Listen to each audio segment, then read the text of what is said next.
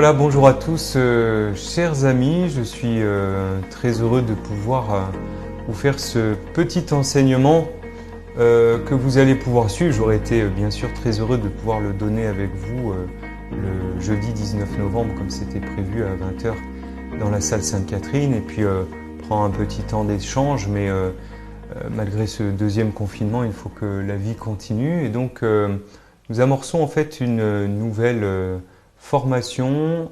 On a eu donc l'idée avec la petite équipe qui s'en occupe, à la suite des vertus, à la suite des péchés capitaux, donc de faire toute une formation autour des 10 commandements. Donc j'ai pour mission de vous enseigner sur le premier commandement. Donc tu n'auras pas d'autre Dieu que moi. Alors de chez vous, la première chose importante que je vous invite à faire, c'est de pouvoir prendre votre Bible. C'est d'ailleurs un beau cadeau que l'on se fait de pouvoir ouvrir sa Bible. C'est quelque chose qu'on ne fait pas souvent. Alors c'est bien maintenant, on a les smartphones, des choses comme ça pour avoir directement la parole de Dieu sous les yeux. Mais c'est bien aussi de prendre sa Bible et de pouvoir prendre le temps d'aller chercher dedans. Et donc dans l'Ancien Testament, je vous invite à lire dans le livre de l'Exode au chapitre 20, versets 1 à 18, vous trouverez donc toutes les fameuses lois, commandements que Dieu nous donne et qui commencent ainsi. Je suis le Seigneur ton Dieu qui t'ai fait sortir du pays d'Égypte, de la maison d'esclavage. Tu n'auras pas d'autre Dieu que moi. Voilà, je vous laisse lire la suite, mais pour cet enseignement d'aujourd'hui, nous allons nous arrêter spécialement sur cette dimension. Tu n'auras pas d'autre Dieu que moi. Je vous invite aussi à aller chercher dans votre Bible, un autre passage de l'Écriture, dans le Deutéronome, chapitre 6, versets 4 à 9. Donc Deutéronome 6, 4, 9. Écoute Israël, le Seigneur notre Dieu est l'unique. Tu aimeras le Seigneur ton Dieu de tout ton cœur, de toute ton âme et de toute ta force. Ces paroles que je te donne aujourd'hui resteront dans ton cœur. Tu les rediras à tes fils, tu les répéteras sans cesse à la maison ou en voyage, que tu sois couché ou que tu sois levé, tu les attacheras à ton poignet comme un signe. Elles seront un bandeau sur ton front, tu les inscriras à l'entrée de ta maison et aux portes de ta ville. Fin de citation donc, du Deutéronome 6, versets 4, 9. Voilà, en fait, Jésus a résumé les devoirs de l'homme envers Dieu par cette parole. Tu aimeras le Seigneur ton Dieu de tout ton cœur, de toute ton âme et de tout ton esprit. Et ça, on peut le retrouver dans Matthieu, chapitre 22, versets 3 à 7, dans Luc, chapitre 10, verset 27. Et celui-ci fait immédiatement écho à cette parole de « Écoute Israël, le Seigneur notre Dieu est l'unique ». Voilà, donc ce qui est important déjà à savoir, en premier, tout en ouvrant la parole de Dieu, c'est de bien prendre conscience que Dieu a aimé le premier. C'est lui qui a pris cette initiative. Si nous sommes là, c'est bien sûr grâce à lui. C'est lui qui nous aime infiniment. Et l'amour du Dieu unique est rappelé dans la première, finalement, des 10 paroles que Dieu nous donne. Et ensuite, les commandements explicitent la réponse d'amour que l'homme est appelé à donner à son Dieu. Dans la foi chrétienne, les 10 paroles s'articulent autour de l'unique et même commandement de l'amour de Dieu et du prochain. Alors là, je vous invite encore, si vous voulez bien, à prendre de nouveau votre Bible et aller dans le Nouveau Testament, dans l'évangile de Matthieu, au chapitre 22, versets 35 à 40. Écoutons ce que nous dit l'évangile. Un docteur de la loi posa une question à Jésus pour le mettre à l'épreuve. « Maître, dans la loi, quel est le grand commandement ?» Jésus lui répondit, « Tu aimeras le Seigneur ton Dieu de tout ton cœur, de toute ton âme et de tout ton esprit. Voilà le premier commandement. Et le second, qui lui est semblable, tu aimeras ton prochain comme toi-même. De ces 2 commandements dépend toute la loi, ainsi que les prophètes. » Voilà, je me permets dans ce préambule vraiment de prendre appui bien sûr sur la parole de Dieu parce que c'est elle qui donne sens et bien sûr ces commandements nous les retrouvons dans la parole de Dieu, dans la Bible. Je vous invite de nouveau à continuer à chercher dans votre Bible et aller chez Saint Paul, dans l'Épître aux Romains, chapitre 13, versets 8 à 10. Saint Paul nous dit, frères, n'ayez de dette envers personne, sauf celle de l'amour mutuel, car celui qui aime les autres a pleinement accompli la loi. La loi dit, tu ne commettras pas d'adultère, tu ne commettras pas de meurtre, tu ne commettras pas de vol, tu ne convoiteras pas. Ces commandements, et tous les autres, se résument dans cette parole. Tu aimeras ton prochain comme toi-même. L'amour ne fait rien de mal au prochain. Donc, nous dit saint Paul, le plein accomplissement de la loi, c'est l'amour. En résumé, la perfection de l'amour, c'est vraiment, vous voyez, l'amour du prochain. Voilà ce que Dieu veut nous dire à travers tous ces commandements d'amour qu'il faut entendre comme des commandements d'amour, pas simplement comme des règles ou comme des lois, mais d'abord des commandements, des paroles d'amour. Et d'ailleurs, souvent Jésus prend toujours dans l'Évangile, vous écouterez, vous entendrez qu'à chaque fois il cite la loi pour la pousser à l'extrême de l'amour, pour donner un sens nouveau. J'aime à rappeler, et je me permets cette belle citation de saint Augustin qui dit « Aime et fais ce que tu veux. Aime et fais ce que tu veux. » Donc la vie de foi consiste à aimer Dieu de tout notre être et aimer notre prochain comme nous-mêmes. J'aime à redire d'ailleurs que l'amour se situe toujours dans, entre guillemets, une trilogie, c'est-à-dire Dieu, moi et les autres. Et les trois sont pleinement liés et associés. Cela veut dire que si j'aime Dieu de tout mon cœur, eh bien je vois les merveilles qu'il accomplit en moi et je me sais aimer de Dieu. Et je suis donc capable ensuite de pouvoir aimer mon prochain et d'aimer Dieu comme lui, il m'aime.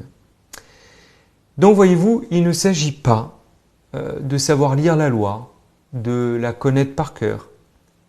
Il s'agit d'en vivre pleinement. Voyez, avec Dieu, c'est bien ça. C'est pas simplement remplir nos têtes ou nos intelligences de plein de choses, ou de dire moi je connais, moi je sais. Non, il s'agit d'en vivre pleinement dans l'amour, avec la grâce de Dieu, avec l'amour que Dieu nous donne.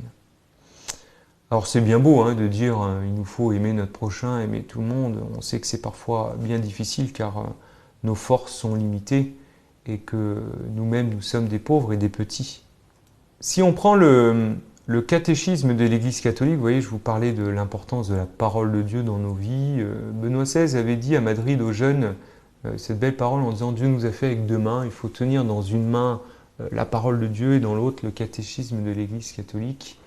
Et je dis ça parce que le catéchisme de l'Église catholique nous aide à comprendre finalement le mystère, la révélation de la foi en s'appuyant bien sûr sur la parole de Dieu. Et le catéchisme de l'Église catholique, il est composé de 4 parties. La première, il y a d'abord ce que Dieu dit, la révélation qui se trouve résumée dans le credo, c'est-à-dire toute l'explication du « je crois en Dieu ». Donc ce que Dieu dit. La deuxième partie, c'est ce que Dieu donne, c'est-à-dire les 7 sacrements qui sont expliqués dans le catéchisme. Et dans la troisième partie, il y a ce que Dieu demande. Et là, on arrive dans le thème de ce que nous vivons ensemble, autour des 10 commandements. Alors, je me permets cette petite parole du cardinal Barbarin expliquant cela. Il dit « Le résumé se trouve dans les 10 paroles de vie, appelées décalogues, que l'on a vite transformées en commandements et même rabougries en règlements. » Et il dit « Quel dommage !» C'est vrai, je suis assez d'accord avec lui, c'est-à-dire que quand on parle de commandements, c'est d'abord et avant tout des paroles de vie. Et vous voyez, dans la troisième partie du catéchisme de l'Église catholique, eh bien, il y a une explication de ces 10 commandements. Et enfin, la quatrième partie du catéchisme, c'est ce que l'homme répond à Dieu. C'est la réponse de l'homme à Dieu, avec notamment la belle explication de la prière que Jésus nous a donnée, qui est la prière du Notre Père. Donc vous voyez, ces 10 commandements ne sont pas des règlements, il faut bien le comprendre ainsi. La foi, ce n'est pas un catalogue moralisant. Repartons de ce présupposé essentiel. Dieu est amour, il nous aime infiniment, il nous a créés à son image, il veut notre bonheur. Il est un Père plein de tendresse qui aime chacun de ses enfants. Et donc, c'est plus juste de parler des 10 paroles de vie. D'ailleurs, les Juifs appellent cela la Torah. C'est comme une parole, en fait, d'un père à son fils, qui lui montre, en fait, le but de son existence en lui donnant quelques conseils pour que, en fait, la vie puisse tenir en équilibre. Et c'est plutôt la parole. Vous voyez, c'est vraiment cette parole qui nous est donnée, cette parole que le Seigneur nous donne en fait à chacun de nous. C'est un peu comme si Dieu parlait à chacun de nous comme à ses enfants en disant « Vas-y, ose, lance-toi dans la vie ». Le fameux « N'aie pas peur qu'on retrouve souvent dans la bouche de Jésus. C'est un peu aussi comme si on nous demandait à quoi est accrochée ta vie. Si tu bâtis ta vie sur Dieu, eh bien tu sais que tu n'as rien à craindre. Tu sais que c'est du solide. Donc voilà, nous le croyons, le roc de nos vies, c'est le Christ. D'ailleurs, à chaque prière, chaque finale de prière, nous disons toujours ce mot « Amen », ce mot hébreu qui signifie « je crois dur comme la pierre ». Alors revenons donc à ce premier commandement « Je suis le Seigneur ton Dieu, qui t'ai fait sortir du pays d'Égypte, de la maison de servitude. Tu n'auras pas d'autre Dieu que moi. C'est le Seigneur ton Dieu que tu adoreras, et à lui seul tu rendras un culte. Tu adoreras le Seigneur ton Dieu et tu le serviras. Dieu se fait connaître en rappelant son action toute puissante, bienfaisante et libératrice dans l'histoire de celui auquel il s'adresse. Je t'ai fait sortir du pays d'Égypte. Vous voyez, il y a vraiment cette affaire aussi de libération. Et puis la première parole qui contient le premier commandement, tu adoreras le Seigneur ton Dieu, tu le serviras. Vous n'irez pas à la suite d'autres dieux. Ça, on retrouve ça dans le livre du Deutéronome, chapitre 6, versets 13-14. Donc l'homme a la vocation de manifester l'amour de Dieu dans sa manière d'agir, puisqu'il a été créé à l'image et à la ressemblance de Dieu. Voilà, comme je vous le disais, finalement, c'est ça le but. Nous sommes appelés à aimer comme Dieu aime. Il nous donne sa grâce.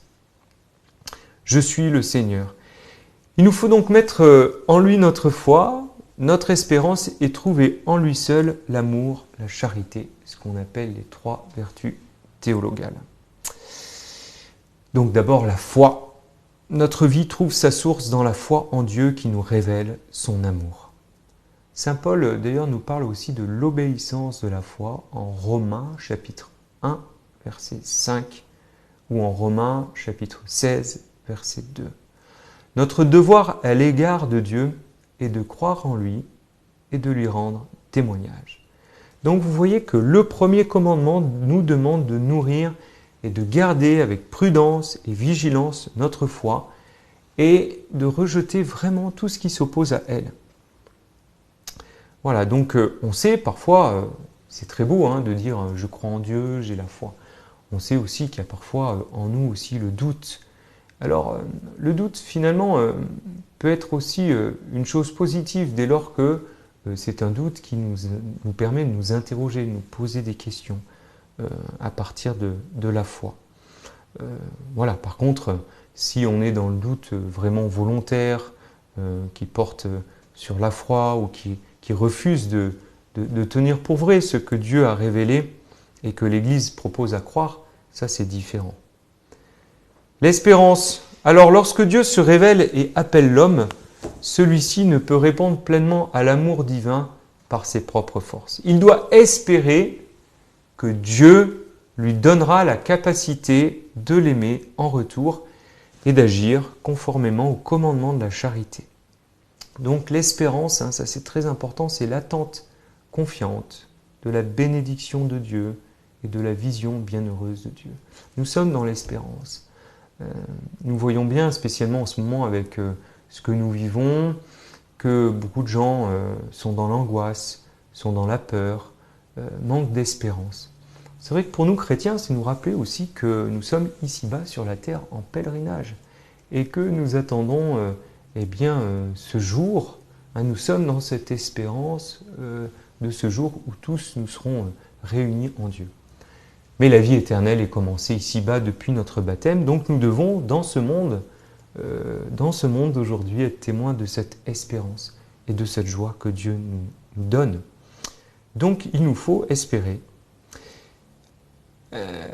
Garder aussi de l'optimisme, parce que nous croyons que nous sommes aimés et sauvés. Il y a aussi cette troisième vertu essentielle, la charité. C'est l'essentiel de tout. Le premier commandement nous dit d'aimer Dieu par-dessus tout, et toutes les créatures pour lui et à cause de lui.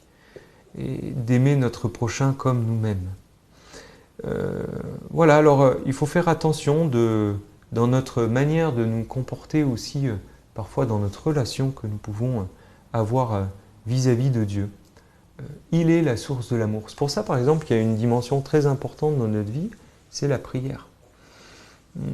Moi, j'aime souvent reprendre cette image en disant, par exemple, l'Eucharistie, pour moi, dans ma vie, comme prêtre, c'est vraiment le carburant de ma vie. C'est-à-dire, c'est là que je vais puiser. C'est là que je reçois toute la force de pouvoir aimer. Alors, nous sommes tous pauvres, petits et pécheurs, et moi le premier, mais ma joie comme chrétien, c'est de croire que Dieu m'aime et qu'il est la source de l'amour. Et qu'il m'appelle à aimer comme il aime.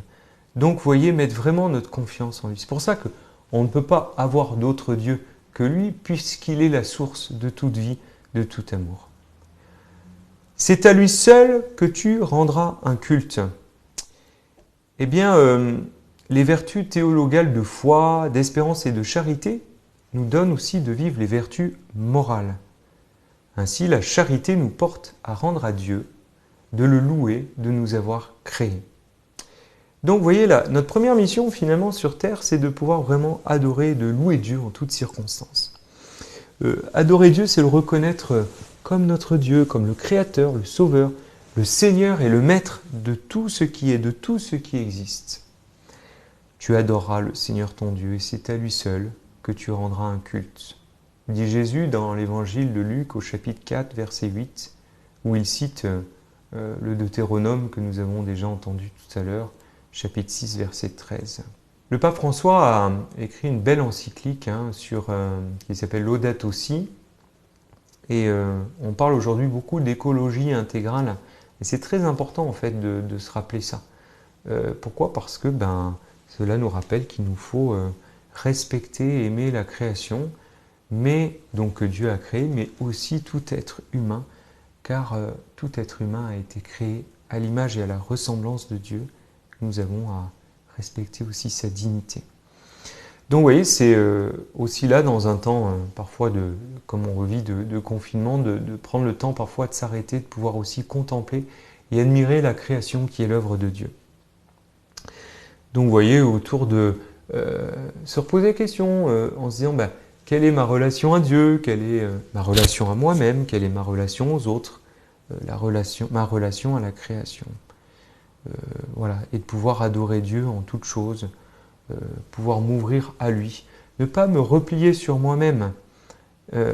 Voilà, et ça c'est pour ça que c'est si important. Vous voyez, adorer, en fait, ça veut dire être bouche bée. Le verbe adorer, d'ailleurs, n'a qu'un seul complément d'objet direct, qui est Dieu. D'ailleurs, quand quand nous méditons, quand nous prions, quand nous adorons Dieu, eh bien, nous nous laissons tout simplement aimer, nous nous laissons faire. Pour ça que la prière, comme je disais tout à l'heure, ce carburant nécessaire dans nos vies est essentiel pour pouvoir avancer et pour pouvoir vraiment adorer Dieu et pour pouvoir à notre tour aimer notre prochain. Voilà, c'est pour ça que c'est important aussi finalement de nous dire et de nous rappeler que dans ce commandement qui nous est dit « Tu n'auras pas d'autre Dieu que moi », eh bien le premier commandement interdit quelque part d'honorer d'autres dieux que l'unique Seigneur qui s'est révélé à son peuple. Dans le catéchisme de l'Église catholique, il est bien dit cela, que ce premier commandement proscrit en fait la superstition et l'irréligion, c'est-à-dire le fait de ne pas avoir de religion. Voilà. La superstition, c'est ce qui représente en quelque sorte un excès, en fait, un pervers de religion, et l'irréligion, c'est un vice opposée par défaut à la vertu de religion. D'ailleurs, dans le Deutéronome, chapitre 6, verset 15, il est dit « Car le Seigneur ton Dieu est un Dieu jaloux au milieu de toi. » Dieu est un Dieu jaloux. Alors, ce n'est pas la jalousie dans le sens de se comparer ou de convoiter, c'est pas du tout ça. En fait, quand on entend ce terme, ça veut dire l'amour infini que Dieu a pour chacun de nous. Et en même temps, Dieu, en nous créant, a pris un risque, puisqu'il nous a créés libres, libres d'accueillir ou non son amour, libres de croire ou de ne pas croire.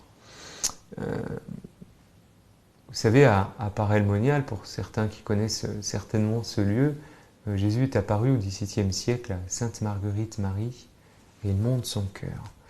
Et Jésus dit « Voici ce cœur qui a tant aimé le monde, mais qui ne reçoit en retour qu'ingratitude. » En fait, Jésus souffre de ne pas être assez aimé. Il a soif de notre amour. Et d'ailleurs, même sur la croix, il l'exprime, puisque une des 7 paroles de Jésus en croix, c'est « J'ai soif ».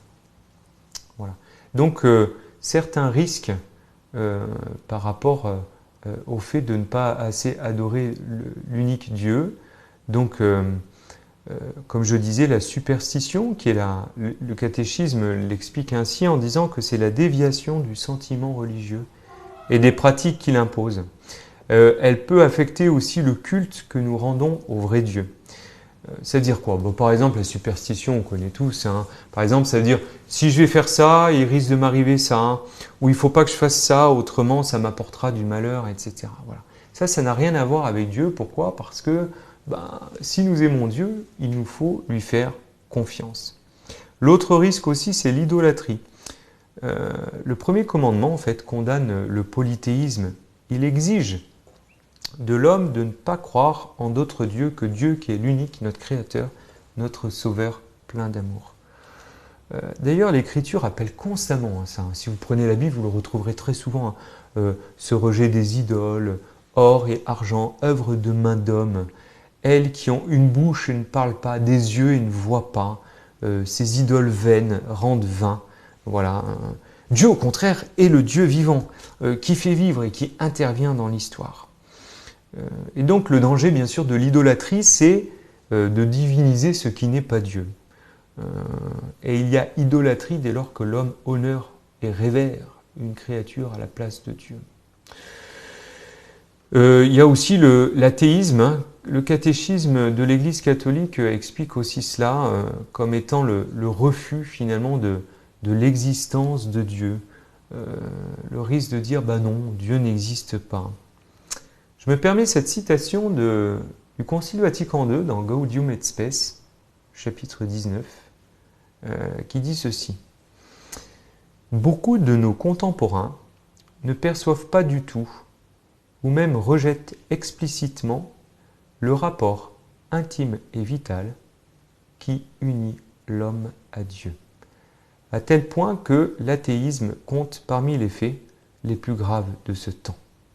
Vous voyez, le Concile insiste en fait là-dessus pour redire finalement l'importance et la grâce qui nous est donnée de pouvoir vraiment, pour nous comme créatures, d'être en lien avec Dieu, notre Créateur.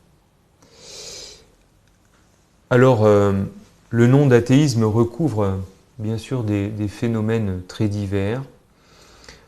Par exemple, une forme fréquente en est le matérialisme pratique, qui borne en fait ses besoins et ses ambitions à l'espace et au temps. L'humanisme athée considère faussement que l'homme est pour lui-même sa propre fin, le seul artisan et le démiurge de son histoire. Ce qui veut dire quoi ? C'est toutes les fois où le risque, évidemment, c'est, comme on le voit dans le premier livre de la Genèse, de pouvoir et de vouloir être Dieu à la place de Dieu. Voilà. En fait, dans le fait de ne pas croire aussi, c'est le fait de ne pas vouloir être dépendant. C'est de vouloir s'auto-suffire en lui-même. D'ailleurs, c'est ça, l'origine du péché, c'est de dire, l'homme et la femme disent à Dieu, je n'ai pas besoin de toi, je peux me débrouiller tout seul. Et donc de ne plus croire en Dieu, ou de, comme je l'expliquais précédemment, de se créer ses propres dieux. Voilà. Et en fait, finalement, Dieu lui-même donne sens à notre existence. Et Dieu, tout dans notre vie intéresse le Seigneur. C'est là aussi que c'est intéressant, justement, que si on lui fait confiance, si on l'aime, si on le met vraiment en premier dans notre vie, à ce moment-là, il s'occupe aussi de tout. Je vois le nombre de familles, de personnes, par exemple, qui, lorsqu'ils ont traversé des périodes difficiles comme le chômage, ont pu retrouver un travail en confiance à Dieu, trouver une maison en demandant l'aide du Seigneur, en confiant des enfants dans certaines situations plus difficiles. Vous voyez, Dieu s'intéresse à nos vies. Donc il est présent au milieu de nos joies, de nos peines. Voilà. Donc il faut vraiment lui faire confiance. Voilà, donc ce que je dirais un petit peu en résumé, et puis pour terminer ce petit enseignement, réentendons de tout notre cœur ces paroles que Dieu nous dit dans ce premier commandement. Tu aimeras le Seigneur ton Dieu de tout ton cœur, de toute ton âme et de toutes tes forces. Deutéronome chapitre 5, verset 6. C'est-à-dire, c'est vraiment de tout notre être que nous sommes appelés à aimer Dieu et à être prêts à recevoir de lui tout son amour, toute sa vie. Et ainsi, ce premier commandement appelle tout être humain à croire en Dieu, à espérer en lui et aussi à l'aimer par-dessus tout, vous voyez. Aimer Dieu par-dessus tout. C'est le Seigneur ton Dieu que tu adoreras. Adorer Dieu, le prier, lui offrir le culte qui lui revient, accomplir les promesses et les vœux qu'on lui a faits, sont des actes de la vertu qui relèvent de l'obéissance au premier commandement. Le devoir de rendre à Dieu un culte authentique concerne l'homme individuellement et socialement. Oui, c'est important parce que finalement, comme vous l'avez vu, il ne s'agit pas seulement de dire « j'aime Dieu ». Encore faut-il se laisser aimer par lui, accueillir en nous son amour et, comme je le disais au début de cet exposé, aimer son prochain comme soi-même. Donc vous voyez qu'il y a une vraie dimension, une véritable dimension sociale aussi dans cette dimension de l'amour humain et donc de l'amour divin en nous. Si je veux vraiment aimer, il faut que moi-même je puisse me laisser aimer pour aimer ce que le Seigneur me confie. Voilà, ainsi donc le Seigneur nous invite vraiment à l'aimer de tout notre cœur, de toute notre âme, de toute notre force. Voilà ce premier commandement. Essayons peut-être de regarder nos vies et de nous redire, Seigneur, quelle place vraiment je te donne dans ma vie? Comment j'honore pleinement ce premier commandement? Ça peut être un peu cette question. On pourrait se demander aussi, finalement, est-ce que je laisse vraiment la place nécessaire à Dieu? Peut-être aussi en ce temps particulier aussi, que le Seigneur nous donne, c'est peut-être l'occasion aussi de nous redire quelle place la prière a dans ma vie, comment je vis vraiment de cette relation personnelle avec le Seigneur. Comment je me laisse profondément et intimement aimer par lui. Et puis peut-être aussi regarder aussi nos vies pour nous dire est-ce que j'arrive vraiment assez à aimer ceux qui me sont proches. Et vous voyez finalement en ce temps un peu particulier que nous vivons, c'est aussi peut-être l'occasion de reconnecter vraiment, si je puis me permettre, notre cœur au Seigneur. Peut-être l'occasion aussi, puisqu'on le propose sur la paroisse, de recevoir le sacrement de la réconciliation. Vous retrouverez cela sur le site de la paroisse. Il y a plusieurs moments dans la semaine où, avec le Père Michel, on vous propose de vivre ce sacrement. C'est justement, je trouve, l'occasion, vous voyez, de relire notre vie, de prendre un petit moment seul pour regarder finalement ce qui fait notre vie, et puis regarder cette tridimension, cette trilogie dont je vous parlais tout à l'heure, ma relation à Dieu, ma relation à moi, ma relation aux autres, Et venir dans ce sacrement de la réconciliation, pas simplement présenter son péché, mais aussi venir rendre grâce au Seigneur pour tout ce qu'il y a de beau dans notre vie. Et puis, bien sûr, aussi lui demander pardon. Et là, faire l'expérience de sa miséricorde. Parce que plus notre cœur sera en lui, plus je ferai l'expérience de la miséricorde, plus je serai capable de vivre uni en lui. Voilà, chers amis, eh bien, je vous souhaite de bien vivre ce temps un peu difficile que nous vivons. Restons bien unis les uns aux autres dans la prière et l'amitié, la communion spirituelle. Et puis que le Seigneur vous bénisse en abondance. Et puis je vous dis à très bientôt. Et merci d'avoir été attentif jusqu'au bout. Merci.